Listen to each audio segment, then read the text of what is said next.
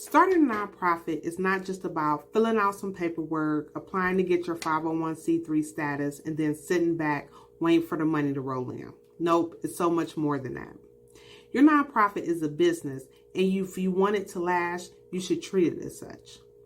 Hi, my name is Ashley Adams, and I'm with Lotus Nine, where we help new and grassroots nonprofit founders better position themselves and their organizations to obtain foundation grant funding. And in today's video titled, Your Nonprofit is a Business, we're going to discuss something that a lot of my nonprofit founders need to hear. Your nonprofit is a business. Because if your goal is to make a real difference and truly help people, then you need to build something that's just not going to fade. It has to be sustainable. In this video, I'll show you how to shift your mindset from thinking that nonprofits don't make money to thinking that your nonprofit is a business and it needs to make money to survive. I'll show you what this really looks like in your day-to-day operations and how to know if you're doing it for the right reasons. So this topic came to me after I was in a discussion group with a couple of people who were New World nonprofit founders. One gentleman asked me whether I thought he should start a nonprofit. He had shared a personal story where one of his close relatives had passed away from a drug overdose, and he felt that he should start a nonprofit to help address this problem in his community. So he just kind of asked for my input, and the first thing I said is that, you want to make sure that there's an actual need in your community for a nonprofit to help address overdoses in your community. And so before I can get it all out, this other person chimed in and went all in on me. She said stuff like, oh, there's always a need to address overdoses. No one should die from a situation like this, which I totally agree with. But the thing is, when you're starting a nonprofit, you want to make sure there's an actual documented need. So really what I was trying to share with the gentleman was that the first step in deciding on whether or not you should start a nonprofit is to check the data that's available in your community, in this case on overdoses. If you find that there's a lot of data on overdoses, that's a good thing. That'll help you make a sound decision. But if you see that there's a lot of overdoses in the community, that's a good indicator that maybe there needs to be a nonprofit to help address this. If there isn't a lot of data on overdoses occurring in the community, then that's also an indicator of maybe you shouldn't start this nonprofit. But let's go to the next level of thinking about this. Once you review the data, then you want to look at if there are any local nonprofits in your area that are already addressing this need. And that could have one or two outcomes. If there's a lot of nonprofits addressing this need, then you may think that, okay, it may not be enough room for a new nonprofit to address the same need. The other side of that is there are not a lot of nonprofits addressing this need. Now, if the data shows that there's a high occurrence of overdoses in your community and there aren't a lot of nonprofits available to address your need, this is the perfect case scenario of where a nonprofit is needed to help address the need in your community. You have to go through these two basic levels of consideration to determine if a nonprofit is needed, because when you're first starting out, it's very hard, I would say under 2 to 3 years, to obtain outside funding. So that means if someone outside isn't funding it, you're funding this nonprofit. And unfortunately, a lot of nonprofit founders find themselves using their own personal finance to help forward the mission of their nonprofit. And you want to avoid that as much as possible. So other potential ways you can get money for your nonprofit is doing fundraisers and building a donor base so people can give donations to your organization.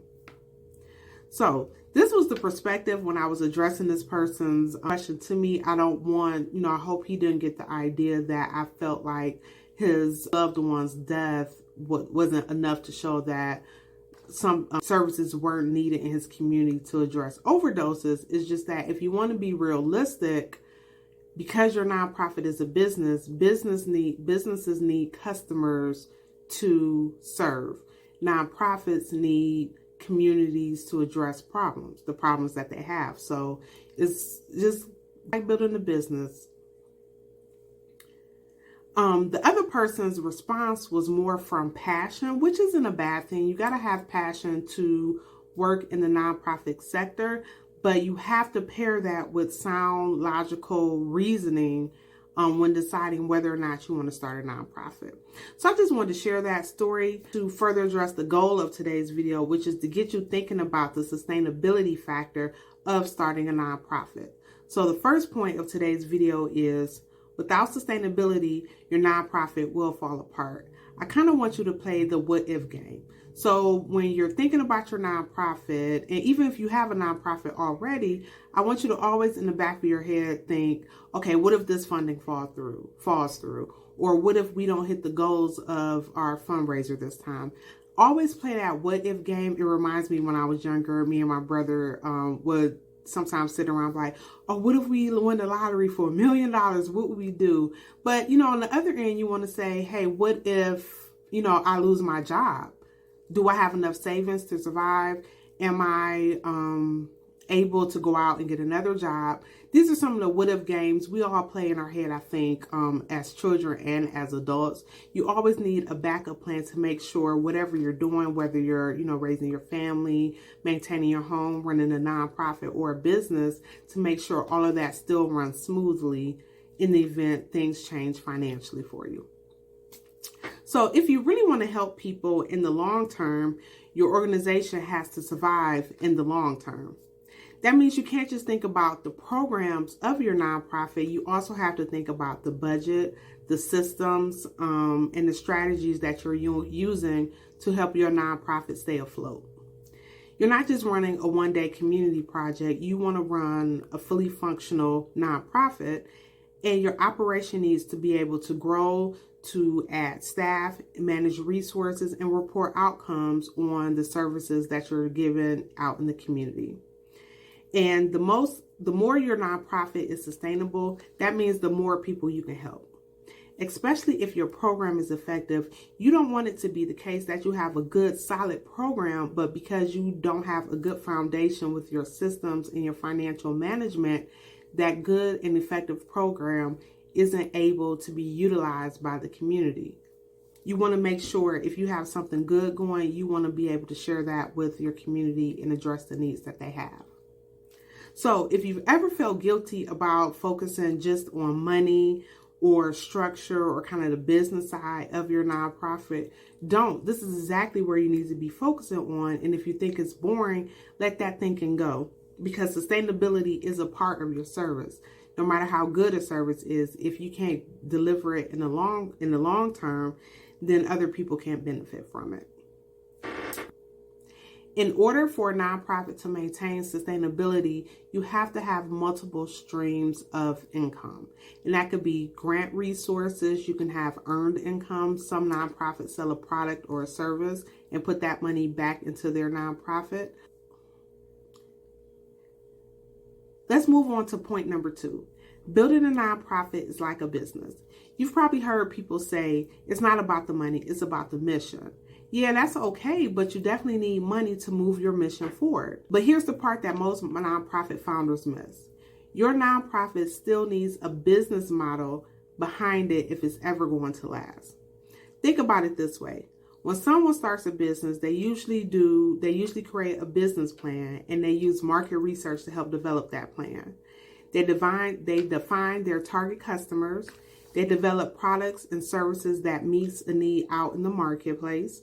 And then they create systems to bring consistent revenue into that business. If you look at those 4 things in terms of a nonprofit, it flips a little bit. Instead of writing a business plan, you may write a strategic plan, and that would include market research. You want to see how your nonprofit fits out there in the nonprofit world.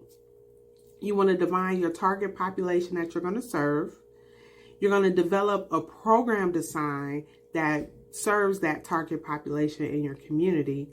And then you're going to create systems to bring in constant revenue. So that can mean grants, donations, fundraisers. Another system you could utilize is having a grants calendar. So you constantly have different grant opportunities that are either coming up or that you've applied for, so you know when to reach back out to those funders, or you're already prepared that when those funders release those grant opportunities, you have potentially a grant template or a way to apply for that grant. I want you to replace customer, as you would think about it in the business, with the community, and the product with the program or service that you're providing. And that's what a nonprofit is. You're still solving a problem, you're still serving people, and you still need money coming in to make that happen. The same as a business. Your nonprofit may not be profit driven, but is revenue dependent. It still needs cash flow, marketing, operations, systems, and strategies to stay afloat. I know money has a negative connotation with a lot of people, but in terms of the nonprofit world, I advise you to look at money as a tool, and you need this tool and the resources that it can buy to move your mission forward for your nonprofit. Let me give you an example. So think about a customer journey for a for-profit business. When a business owner sells a product, they think about the customer journey, how that customer is going to discover that business, how is that business going to build trust with the customer, and enough trust so that customer can eventually purchase products that the business sells. The same thing goes for a nonprofit when you're thinking at it in terms of a nonprofit and potential funders. As a nonprofit, your customer journey looks very similar. You want a funder or a partner to learn about the services that you provide and your mission. You want that funder or potential partner to see the credibility in your nonprofit and for them to believe in the impact that you can provide. So eventually they'll decide to invest in your nonprofit through grant funding. Same thing.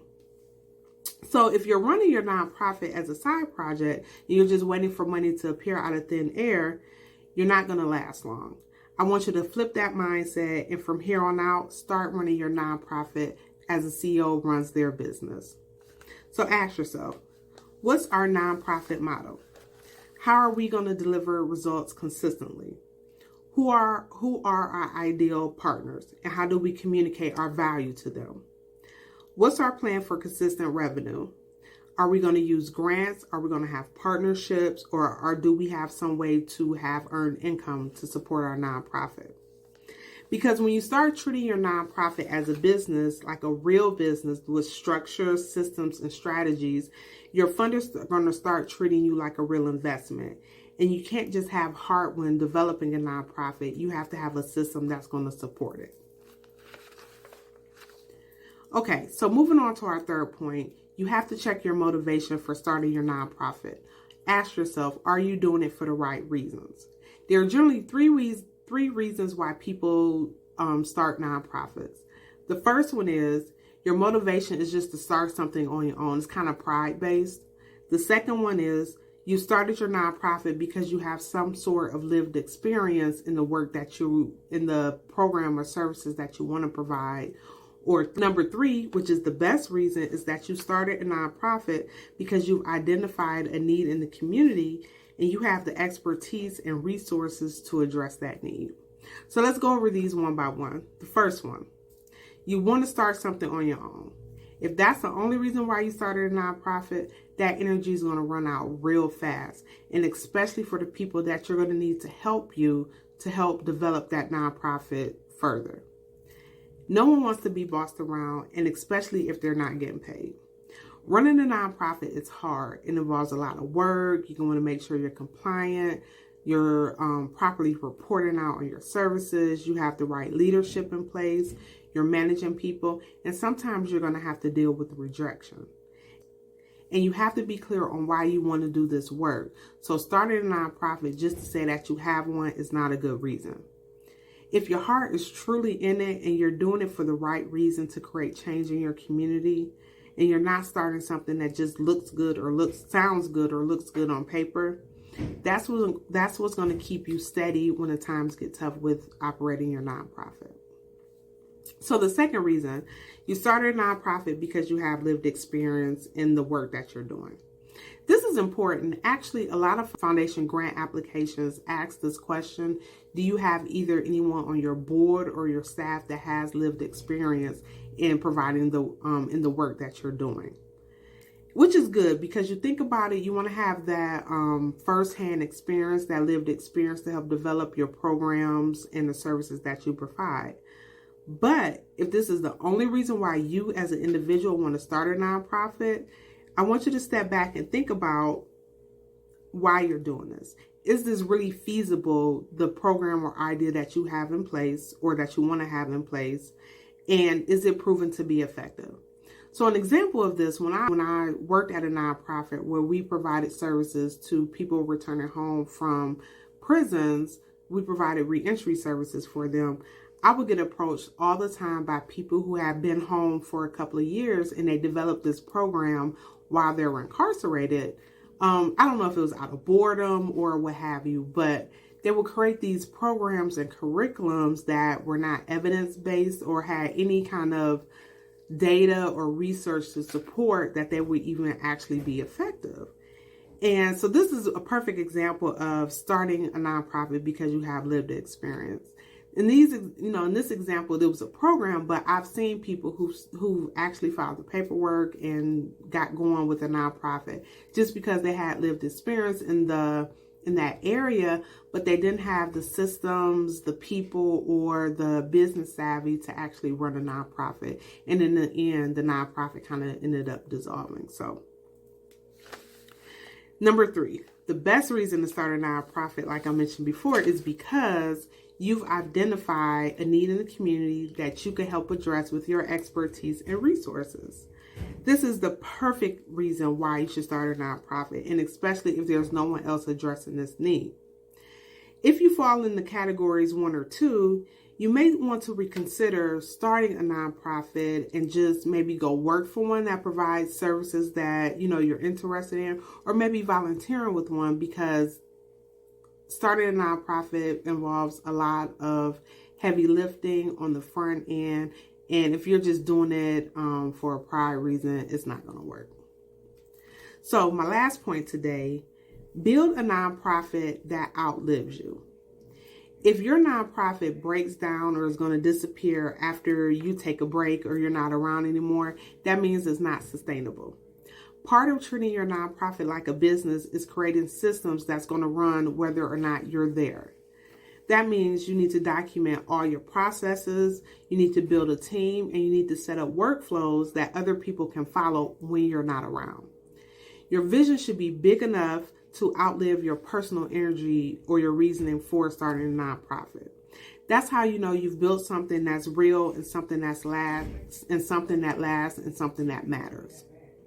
Even if it's just you for now, you have to have the mindset that the universe and the nonprofit world will all come together and align for you in order for you to get more support for your organization.